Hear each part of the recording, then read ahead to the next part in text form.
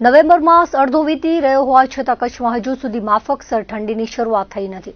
November માસના પ્રારંભથી રાત્રિ દરમિયાન ઠંડક અને દિવસે વાતાવરણ ગરમ રહેતું હોય હાલે કચ્છવાસીઓ બેવડી ઋતુનો અનુભવ કરી રહ્યા છે. ઉત્તર ભારતમાં પહાડી વિસ્તારોમાં હિમવર્ષા શરૂ થયા બાદ કચ્છમાં ધીમે પગલે ઠંડીની પકડ મજબૂત થવાની શરૂઆત થઈ છે. ખાસ કરીને ઢળતી સાંજથી વહેલી પરોઢ સુધી ફૂલ ગુલાબી ઠંડીની ચમક અનુભવાઈ રહી છે. વહેલી સવારે મોર્નિંગ વોક પર જતા આરોગ્ય પ્રેમીઓ, કામધંધા પર જતા શ્રમિકો, ફેરિયાઓ અને શાળાએ જતા બાળકોને ગરમ કપડાં પહેરવાની ફરજ પડી રહી છે. જોકે દિવસ દરમિયાન વાતાવરણ ગરમ હુંફાળું રહે છે. આજે નલિયા 13.5 ડિગ્રી લઘુત્તમ તાપમાન સાથે રાજ્યનું બીજું સૌથી શીત મથક બન્યું હતું, જ્યારે અમરેલી 13.2 ડિગ્રી સાથે રાજ્યનું સૌથી ઠંડુ મથક રહ્યું હતું. જિલ્લા મથક ભુજનું 18.2 અને કંડલાનું 18.3 ડિગ્રી ન્યૂનતમ તાપમાન નોંધાયું હતું. જિલ્લામાં મહત્તમ તાપમાનનો આંક 32 થી 33 ડિગ્રીની આસપાસ રહ્યો હતો.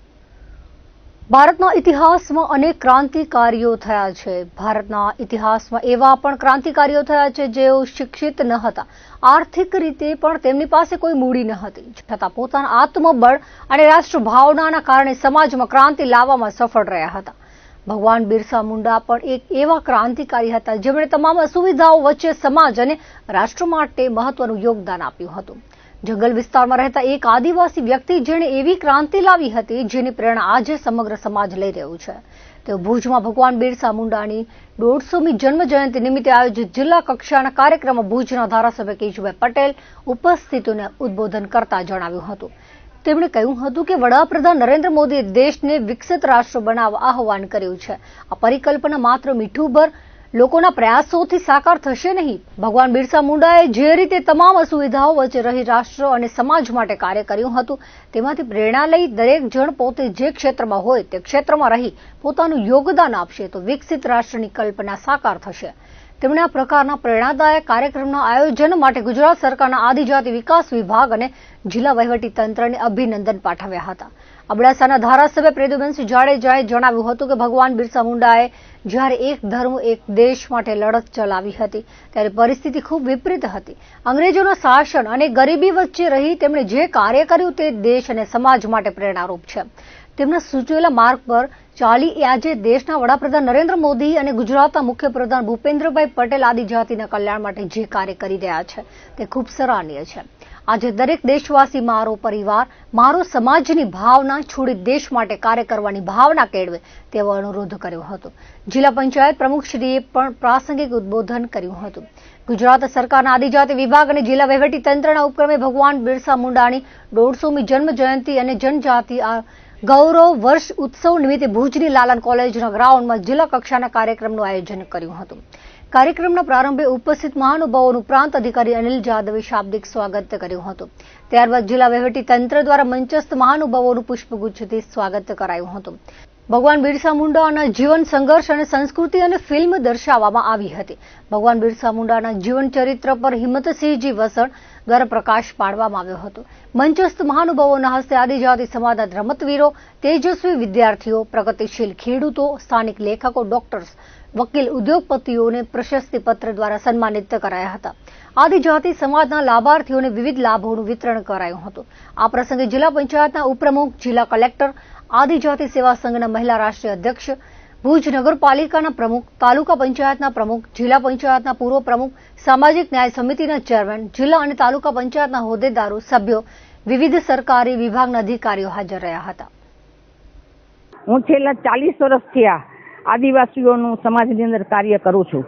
રાજકોટની અંદર આદિવાસીના દરેક મહિલાનો આ કામ માટે થઈ અને મારા રાજકોટની અંદર એક સબરી આશ્રમની સ્થાપના કરી છે, જેની અંદર મહિલાઓ અનેક વિવિધ ઉદ્યોગો કરે છે અને આદિવાસીની બહેનો જે વિધવારે તકતા બહેનો છે એ પગભર થાય એના માટેનો મારો નેમ છે.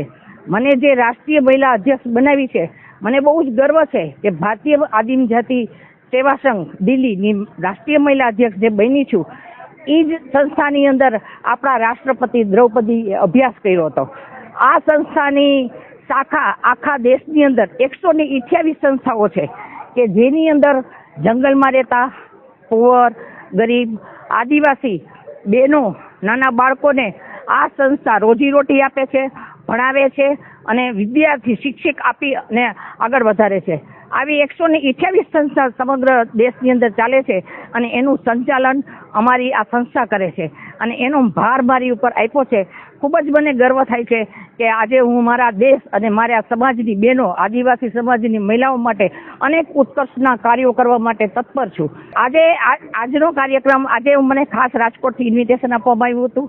મારું નેટિવ રાજકોટ છે, પણ ભુજની અંદર હું મારા કર્મભૂમિ છે, અહીંયા મારો બિઝનેસ પણ ચાલે છે. આજે મને આજનો દિવસ 15મી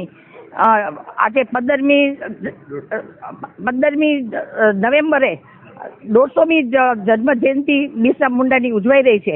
એના માટે સમગ્ર નરેન્દ્ર મોદી સાહેબે એક અમારા સમાજ માટે ખૂબ જ સારું કાર્ય કર્યું છે કે આજ સુધી જે લોકો અમારા નેતાને, અમારા સન્માનીય સ્વતંત્ર સેનાનીને કોઈ ઓળખતા નહોતા, આજે દેશભરની અંદર નરેન્દ્રભાઈ મોદીએ આખા દેશની અંદર જાગૃતિ લાવી અને બિરસા મુંડાએ સમાજની અંદર શું કાર્ય કર્યું, દેશને આઝાદી આપવા માટે એનો કેટલો ફાળો હતો. એક નાની ઉંમરની અંદર એને બ્રિટિશ ગવર્મેન્ટની સામે લડાઈ કરી અને દેશને સ્વતંત્ર અપાવવા માટે ખૂબ જ મોટો ફાળો આપ્યો છે. એની આજે નરેન્દ્રભાઈ મોદીએ સમગ્ર દેશની, ગુજરાત નહીં પણ સમગ્ર દેશની અંદર આજે બિરસા મુંડાની 150મી જન્મ જયંતિની પ્રોગ્રામ દરેક જગ્યાએ ચાલુ છે અને એનું મને ખૂબ જ ગર્વ છે કે આજે અમે આ પ્રોગ્રામની અંદર મેં હાજરી આપી. આજે કચ્છની અંદર પણ ખૂબ જ સારો એવો પ્રોગ્રામ થયો હતો. કલેક્ટર સાહેબે અને જિલ્લા અધિકારીએ ખૂબ જ સરસ પ્રોગ્રામ કર્યો છે. મને ઇન્વિટેશન આપ્યું હતું, એના માટે હું એ લોકોનો ખૂબ ખૂબ આભાર માનું છું. અને ભવિષ્યની અંદર આવા પ્રોગ્રામ થકી અમારા આદિવાસી બહેનો અને ભાઈઓને પ્રોત્સાહન મળે એના માટે સરકાર આવા અનેક પ્રોગ્રામ કરે એવી સરકાર પાસે હું અપેક્ષા રાખું છું. જય આદિવાસી, જય જોહર, જય હિન્દ. દર વર્ષે લેવામાં આવતી નેશનલ મેરિટ સ્કોલરશીપ પરીક્ષા પાસ કરી અને રાષ્ટ્રીય શિષ્યવૃત્તિ રૂપે વાર્ષિક ₹12,000 ધોરણ 8 થી 12 દરમિયાન એમ 4 વર્ષ સુધી મેળવવાની અત્યારે ધોરણમાં અભ્યાસ કરતા વિદ્યાર્થીઓ માટે ખૂબ જ સારી તક હોવાનું જિલ્લા શિક્ષણ અધિકારી સંજય પરમારે જણાવ્યું હતું. નવેમ્બર મહિનાની 22મી તારીખ સુધી આ પરીક્ષાનું અરજીપત્રક ભરી શકાશે. સરકારી અથવા ગ્રાન્ટેડ શાળાઓના વિદ્યાર્થીઓ આ પરીક્ષા આપી શકશે. કચ્છમાંથી 190 વિદ્યાર્થીઓને રાષ્ટ્રીય શિષ્યવૃત્તિ આપવાનો કોટા છે. વધુમાં જણાવ્યું હતું કે આ પરીક્ષા દર વર્ષે ઘણા બધા વિદ્યાર્થીઓ આપતા હોય છે. તેનાથી તેમને આ પ્રકારની જુદી જુદી પરીક્ષા આપવાનો આત્મવિશ્વાસ પણ વધે છે અને તેમનું સામાન્ય જ્ઞાન પણ વધે છે, જે ભવિષ્યની સ્પર્ધાત્મક પરીક્ષાઓ આપવા માટેના અનુભવ તરીકે ખૂબ જ કામ આવે છે. આ ઉપરાંત શિષ્યવૃત્તિ મેળવવા માટે લાયક થનારા કચ્છના 190 જણામાં જો તેમનો સમાવેશ થઈ જાય તો આ શિષ્યવૃત્તિનો પણ લાભ મળશે. તેજસ્વી વિદ્યાર્થીઓને માર્ગદર્શન આપી અને આ શિષ્યવૃત્તિ મેળવવા માટે તેમના શિક્ષકો પણ સરસ પરીક્ષા માટેની વાંચન સામગ્રી બનાવી અને તૈયારી કરાવતા હોય છે. તે ખૂબ જ પ્રશંસનીય છે. ફોર્મ ભરવાની છેલ્લી 22મી તારીખ સુધી 8મા ધોરણના વધારેમાં વધારે વિદ્યાર્થીઓ પરીક્ષા આપવા માટેનું અરજીપત્રક ભરે અને આ પરીક્ષામાં બેસે તેવા શિક્ષણ ખાતાના પ્રયાસો રહેશે. આ પરીક્ષા પાસ કરનાર વિદ્યાર્થીઓને 12મા ધોરણ સુધી દર વર્ષે તેમના બેંક એકાઉન્ટમાં જ વાર્ષિક શિષ્યવૃત્તિની રકમ સીધી જમા થશે તેવું તેમણે જણાવ્યું હતું. બોર્ડ દ્વારા દર વર્ષે નેશનલ મીન્સ મેરિટ સ્કોલરશીપ એટલે કે NMMS ની પરીક્ષા લેવાતી હોય છે. ખાસ કરીને આ વખતની આપણે વાત કરીએ તો નવેમ્બર માસના અંદર 22 તારીખ સુધી આ પરીક્ષાના આવેદનપત્રો ભરી શકાશે અને ધોરણ 8ના અંદર સરકારી શાળાના અંદર અથવા ગ્રાન્ટેડ શાળાના અંદર ભણતા વિદ્યાર્થીઓ એ આ પરીક્ષા આપી શકશે.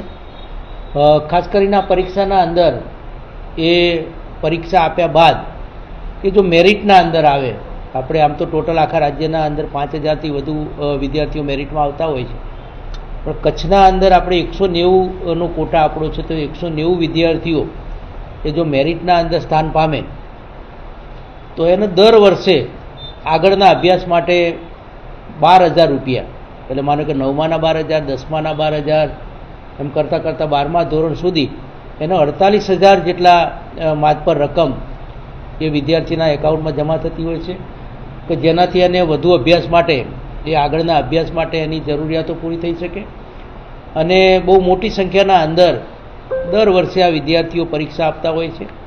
અને આ કોમ્પિટિટિવ એક્ઝામ જો પરીક્ષાઓ આપે તો એનાથી બાળકોનો કોન્ફિડન્સ પણ વધતો હોય છે અને એના અંદર જે તે વિષયનું એનું જ્ઞાન પણ વધતું હોય છે. ખાસ કરીને અમારા શિક્ષક મિત્રો પણ આવા વિદ્યાર્થીઓને વિશેષ કોચિંગ આપી અને ખૂબ સુંદર મજાની તૈયારીઓ કરાવતા હોય છે. ઘણી બધી શાળાના શિક્ષકો પોતે જે આનું મટીરિયલ્સ પણ બનાવતા હોય છે અને ખૂબ સુંદર રીતે આપણે કચ્છના વિદ્યાર્થીઓ આ પરીક્ષા વધુમાં વધુ વિદ્યાર્થીઓ પરીક્ષા આપશે અને આપણા વિદ્યાર્થીઓ મેરિટમાં આવી અને પોતાનું પરફોર્મન્સ મુજબ એને સરકાર તરફથી એની શિષ્યવૃત્તિની રકમ દર વર્ષે એને મળશે. હજુ ફોર્મ ભરાવાનું આપણું હજુ 22 તારીખ સુધી છે, એટલે જેટલા વધુમાં વધુ ફોર્મ ભરાય એ માટેનો અમારો પ્રયાસ છે. એટલે અત્યારે ફોર્મ ભરાવાનું હજુ શરૂ થયું છે, એટલે એ પ્રક્રિયા આપણી ચાલશે અને 22 તારીખ સુધી મેક્ઝિમમ ધોરણ 8ના વિદ્યાર્થીઓ પરીક્ષા આપે એ રીતનું અમે અભિયાન કરીશું. એટલે 9 થી 12ના અંદર જ્યાં અભ્યાસ કરે છે તે વિદ્યાર્થીઓને આપણે દર વર્ષે એ આપણે એનું વેરિફિકેશન કરાવી અને એમના એકાઉન્ટના અંદર આપણે દર વર્ષે 12,000 રૂપિયાની એક વર્ષની રકમ આપણે જમા કરીએ છીએ. 3 વર્ષથી ગ્રામ પંચાયતમાંથી નગરપાલિકાનો દરજ્જો મળ્યો ત્યારથી નખત્રાણા નગરપાલિકાથી નગરજનો ત્રાહિમામ પોકારી ઉઠ્યા છે અને વહીવટ સામે જન આક્રોશ ઉઠ્યો છે. નગરથી 2 કિલોમીટર દૂર ભાડાના મકાનમાં ચાલતી નગરપાલિકાના ચીફ ઓફિસર સહિત સ્ટાફ ગુટલીબાજ હોતા અને સમયસર હાજરી ન આપતા લોકોને બેરું, નાના નખત્રાણા, મફતનગર સહિતના વિસ્તારોમાંથી ધર્મના ધક્કા પડે છે. આ બાબતે એટીવીટીના સભ્યોએ સંકલનમાં પણ પ્રશ્ન ઉઠાવ્યો છે, છતાં રાજકોટ કમિશનરથી લઈ કલેક્ટર કે પ્રાંત દ્વારા કોઈ પગલાં ભરવામાં આવતા નથી. આ બાબતે પ્રજાના પ્રતિનિધિઓ તથા ચેમ્બરના પ્રમુખ સહિત વેપારી અગ્રણીઓ અનેક વખત રજૂઆત કરવા છતાં પગલાં ન ભરાતા હવે લોક રોષ વધુ ઉગ્ર બન્યો છે. શહેરમાં અનેક વિસ્તારમાં 2 વર્ષથી ઉભરાતી ગટરની સમસ્યાનું નિવારણ થતું નથી. ટ્રાફિકની સમસ્યા અજગરી ભરડો લીધો છે.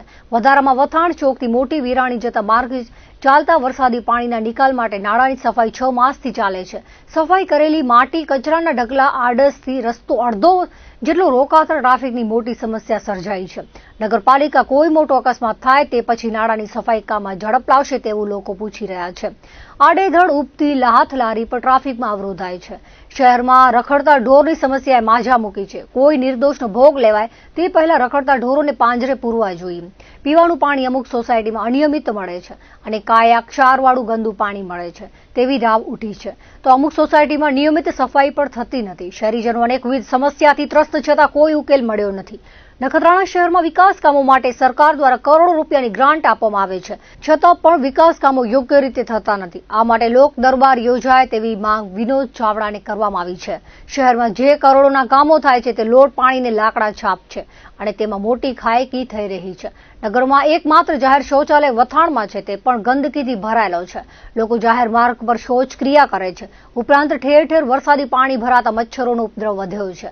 ડેન્ગ્યુના કેસો પણ નગરમાં વધુ જોવા મળે છે. ત્યારે મચ્છર ઉત્પત્તિના સ્થાનોના નાશ કરવા સહિતની કામગીરી પણ નિયમિત થવી જોઈએ તેવી માંગ ઉઠી છે. દર વર્ષની 14મી નવેમ્બરના બાળ દિવસ ઉત્સાહપૂર્વક ઉજવવામાં આવે છે. આ દિવસે ભારતના પ્રથમ વડાપ્રધાન પંડિત જવાહરલાલ નહેરુની જન્મ જયંતિ છે. ત્યારે પંડિત જવાહરલાલ નહેરુની 136મી જન્મ જયંતિ નિમિત્તે ભુજ ખાતે તેમને શ્રદ્ધાસુમન અર્પણ કરવામાં આવ્યા હતા.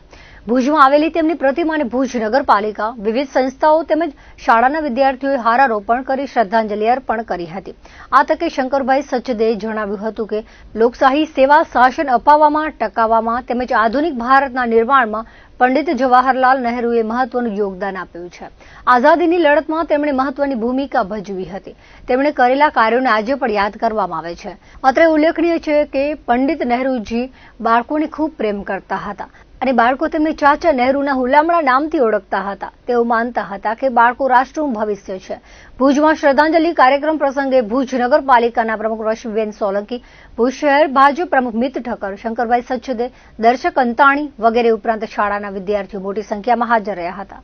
અને લોકશાહી શાસન વ્યવસ્થા અપાવવામાં અને ટકાવવામાં જેમનું મહત્વનું યોગદાન છે અને આધુનિક ભારતના નિર્માણમાં પણ જેમનું મહત્વનું યોગદાન છે એવા પંડિતજીનો જન્મ 1889ના આજની તારીખે થયો. એમના પિતા મોતીલાલજી એ જમાનામાં બેરિસ્ટર થવા માટે વિદેશ ગયા. બેરિસ્ટર થઈને આવ્યા, કાનપુરમાં વકીલાત શરૂ કરી, પછી અલ્હાબાદમાં સ્થાયી થયા અને અલ્હાબાદમાં પ્રથમ પંક્તિના પ્રથમ ધારાશાસ્ત્રી તરીકે યશ, વૈભવ અને કીર્તિ ત્રણેય મેળવ્યા. તો આવો ભોગ જેમણે આપ્યો હોય એમની જન્મ જયંતિએ એમની સેવાઓને શ્રદ્ધાંજલિ આપવા માટે આ કાર્યક્રમનું આયોજન કરવામાં આવ્યું છે.